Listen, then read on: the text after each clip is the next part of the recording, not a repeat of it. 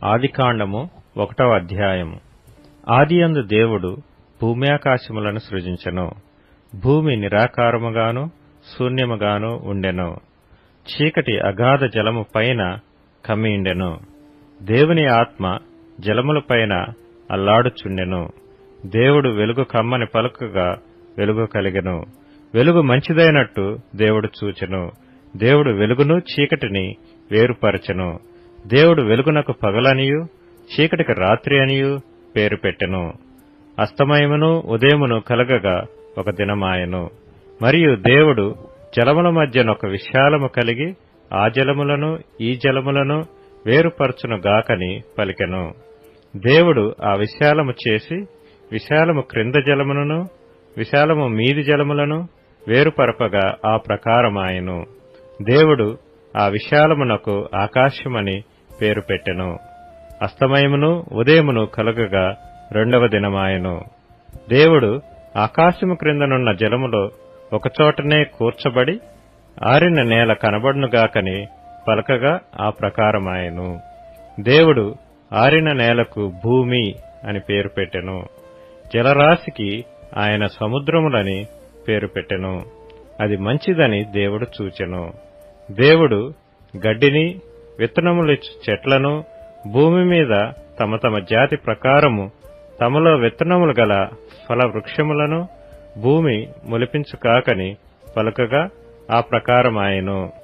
భూమి గడ్డిని తమ తమ జాతి ప్రకారము విత్తనములిచ్చు చెట్లను తమ తమ జాతి ప్రకారము తమలో విత్తనములు గల ఫల వృక్షములను మొలిపింపగా అది మంచిదని దేవుడు చూచెను. అస్తమయమును ఉదయమును కలగగా 3వ దినమాయెను. దేవుడు పగటిని రాత్రిని వేరుపరచునట్లు ఆకాశ విశాలమందు జ్యోతులు కలుగునుగాకనియు అవి సూచనలను కాలములను దిన సంవత్సరములను సూచించుటకై యుండుగాకనియు భూమి మీద వెలుగిచ్చుటకు అవి ఆకాశ విశాలమందు జ్యోతులై యుండుగాకనియు పలికెను. ఆ ప్రకారమాయెను. దేవుడు ఆ 2 గొప్ప జ్యోతులను అనగా పగటిని ఏలుటకు పెద్ద జ్యోతిని రాత్రిని ఏలుటకు చిన్న జ్యోతిని నక్షత్రములను చేసెను. భూమి మీద వెలుగిచ్చుటకును పగటిని రాత్రిని ఏలుటకును వెలుగును చీకటిని వేరుపరచుటకును దేవుడు ఆకాశ విశాలమందు వాటినుంచెను. అది మంచిదని దేవుడు చూచెను.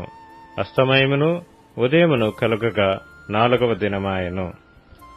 దేవుడు జీవము కలిగి చెలించు వాటిని జలములు సమృద్ధిగా పుట్టించునుగాకనియు పక్షులు భూమిపైని ఆకాశ విశాలములో ఎగురునుగాకనియు పలికెను. దేవుడు జలములలో వాటి వాటి జాతి ప్రకారము జలములు సమృద్ధిగా పుట్టించిన మహామత్స్యములను జీవము కలిగి చెలించు వాటినన్నిటినీ దాని దాని జాతి ప్రకారము రెక్కలు గల ప్రతి పక్షిని సృజించెను. అది మంచిదని దేవుడు చూచెను. దేవుడు మీరు ఫలించి అభివృద్ధి పొంది సముద్ర జలములలో నిండియుండుడనియు పక్షులు భూమి మీద విస్తరించునుగాకనియు వాటిని ఆశీర్వదించెను. అస్తమయమును ఉదయమును కలుగగా 5వ దినమాయెను. దేవుడు వాటి వాటి జాతి ప్రకారము జీవము గల వాటిని అనగా వాటి వాటి జాతి ప్రకారము పశువులను పురుగులను అడవి జంతువులను భూమి పుట్టించునుగాకని పలికెను. ఆ ప్రకారమాయెను. దేవుడు ఆయా జాతుల ప్రకారము అడవి జంతువులను ఆయా జాతుల ప్రకారము పశువులను ఆయా జాతుల ప్రకారము నేలను ప్రాకు ప్రతి పురుగును చేసెను. అది మంచిదని దేవుడు చూచెను. దేవుడు మన స్వరూపమందు మన పోలిక చొప్పున నరులను చేయుదుము. వారు సముద్రపు చేపలను ఆకాశ పక్షులను పశువులను సమస్త భూమిని భూమి మీద ప్రాకు ప్రతి జంతువును ఏలుదురుగాకనియు పలికెను. దేవుడు తన స్వరూపమందు నరుని సృజించెను. దేవుని స్వరూపమందు వాని సృజించెను.